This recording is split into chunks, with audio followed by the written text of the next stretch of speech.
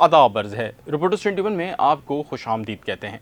और जनाब, बात हो रही है शहरी सिंध में मेयर कराची के हवाले से, और आज मेयर कराची के लिए मुर्तज़ा वहाब साहब ने हलफ उठा लिया। उनके लिए बहुत सी नेक तमन्नाओं के साथ बात करेंगे। आज जो मेयर की तकरीब थी उसके अंदर बिलावल भुट्टो ज़रदारी भी मौजूद थे और पूरी जो पीपल्स पार्टी की हुकूमत के जो लोग हैं, मरकज़ी लोग हैं, वो सारे मौजूद थे।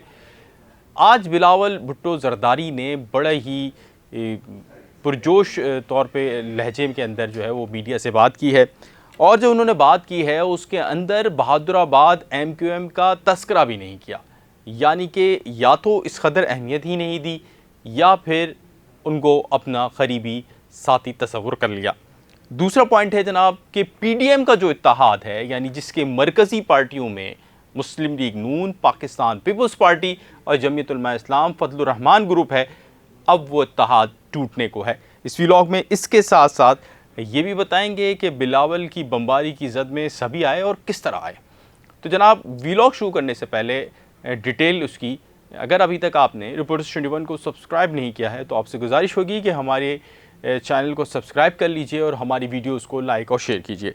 तो जनाब, बात करते हैं सबसे पहले बहादुराबाद का तस्करा ही नहीं और लथाड़ा गया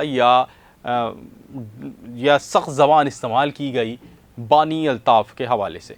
गो के बिलावल भुट्टो ज़रदारी ने बानी अल्ताफ़ का नाम तो नहीं लिया, लेकिन मेयर कराची की नशिस्त जीतने के बाद उसकी खुशी के अंदर जो बात की गई मीडिया के साथ, उसमें बिलावल भुट्टो ज़रदारी ने कहा कि ये वो शहर है जो एक कॉल पर बंद हो जाया करता था और इस शहर के अंदर हमारा मेयर पहले कभी नहीं आया।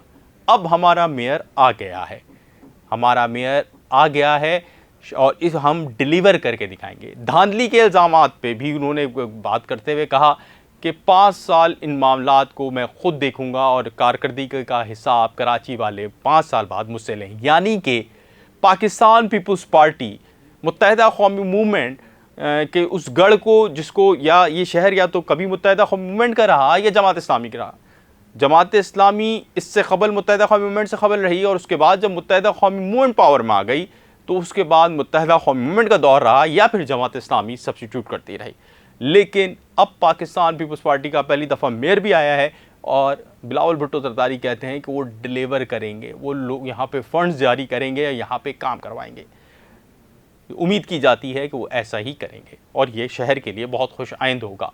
ताहम इस मौके पे भी बिलावल भुट्टो ज़रदारी ने बानी अल्ताफ़ को तनकीद का निशाना बनाया। उन्होंने ये बोला कि अब उनका दौर, यानी मफ़हूम उनकी बातों का यही था या उन्होंने जो मैसेज दिया है वो ये है कि अब वो दौर गुजर गया जब एक फ़ोन कॉल पर शहर बंद होता था, या मुत्तहिदा कौमी मूवमेंट ओरिजिनल का दौर गुजर गया।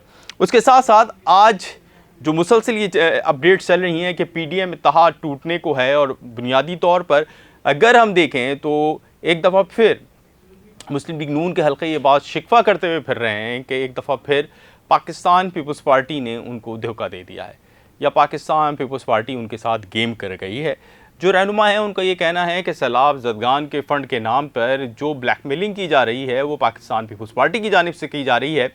गो के सियासत पाकिस्तान में इसी तरह चलती है जिस तरह ज़रदारी साहब ने किया है, लेकिन मुस्लिम लीग नून को ये बात बिल्कुल अच्छी नहीं लगी कि जुनूबी पंजाब के इलेक्टेबल्स को या जुनूबी पंजाब के वो लोग जो कि नशिस्त जीतने की सलाहियत रखते हैं उनको पाकिस्तान पीपल्स पार्टी अपने अंदर जम कर चुकी है और अब सेंट्रल पंजाब में अपनी गिरफ्त मजबूत करने के लिए मुसलसल हथौड़े की ज़रब आहिस्ता आहिस्ता मार रही है, और इसके लिए पाकिस्तान तहरीक इंसाफ के लोगों को भी इस्तेमाल किया जा रहा है। एक जानिब इस्तेहकाम पाकिस्तान पार्टी के नाम पर बनने वाली जमात जहां मुस्लिम लीग नून का वोट कमज़ोर करेगी, वहां TLP भी मौजूद होगी, और इसके साथ साथ एंटी मुस्लिम लीग नवाज़ वोट भी बड़ा किरदार अदा करेगा। वो मुस्लिम लीग यानी जो PTI का वर्कर है वो मुस्लिम लीग नवाज़ को तो वोट कास्ट नहीं करेगा, चाहे किसी को भी कर दे। मुमकिन है वो पाकिस्तान पीपल्स पार्टी को भी ना करें, लेकिन इसका सबसे ज़्यादा नुकसान पंजाब की सियासत में मुस्लिम लीग नून को होगा। और इस दफ़ा ये तवक्को की जा रही है कि अगर जैसे कि पीपल्स पार्टी चाहती है कि इलेक्शन हो जाए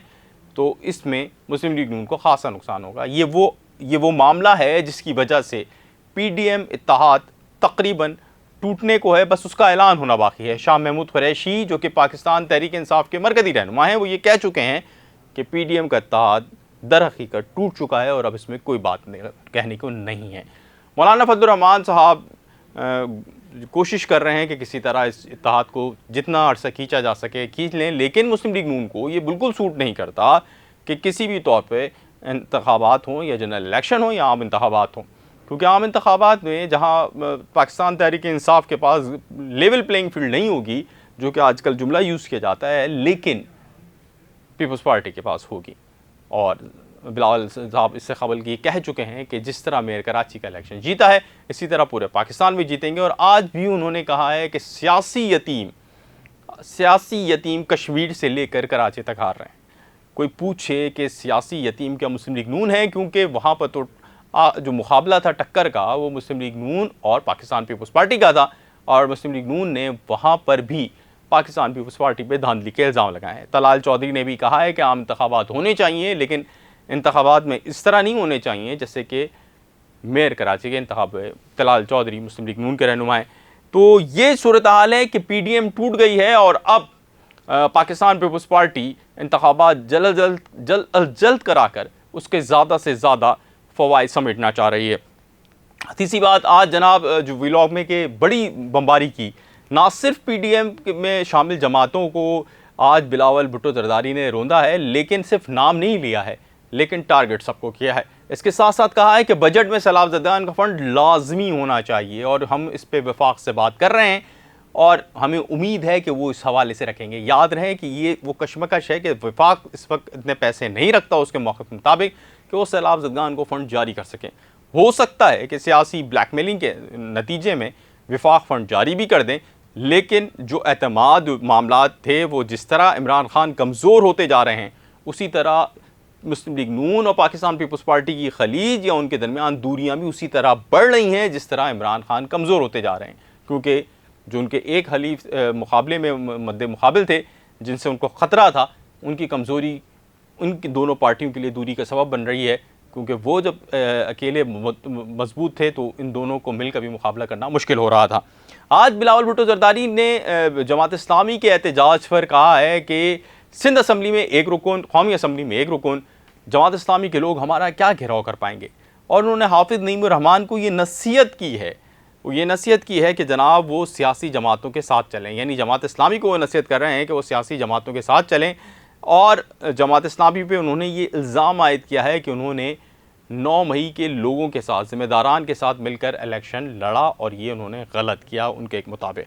तो ये सूरत हाल है जनाब के एक जानिब जहाँ PDM टूटने को है, दूसरी जानिब इस वक्त जो सिंध के अंदर पाकिस्तान पीपल्स पार्टी का राज है, और इस राज को कोई चैलेंज करने वाला नहीं। यहाँ मौजूद जिनको इलेक्शन लड़ने की आज़ादी है या इजाज़त है, जो कि उनके पार्टनर हैं, उनमें जमात इस्लामी तो टफ़ टाइम दे रही है यहाँ पे मौजूद, लेकिन MQM बहादुराबाद टफ़ टाइम देते हुए फ़िलहाल नज़र नहीं आ रही। आफाक अहमद भी इल्ज़ाम आयद कर चुके हैं कि बल्दियाती इंतखाबात में बाइकॉट नहीं था, दस्तबरदारी थी PP के हक़ में।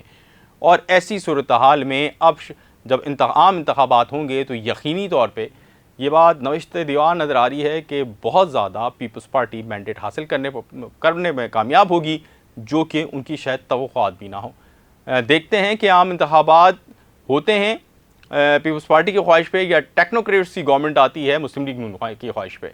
आपकी क्या राय है ये भी ज़रूर हमें बताइएगा और अपने फीडबैक से हमें ज़रूर आगाह कीजिएगा। आपका बहुत शुक्रिया। और अगर अभी तक आपने रिपोर्टर्स 21 को सब्सक्राइब नहीं किया है तो हमारी गुजारिश होगी कि उसको फौरी तौर पर सब्सक्राइब कर लें। आदाब अर्ज़ है।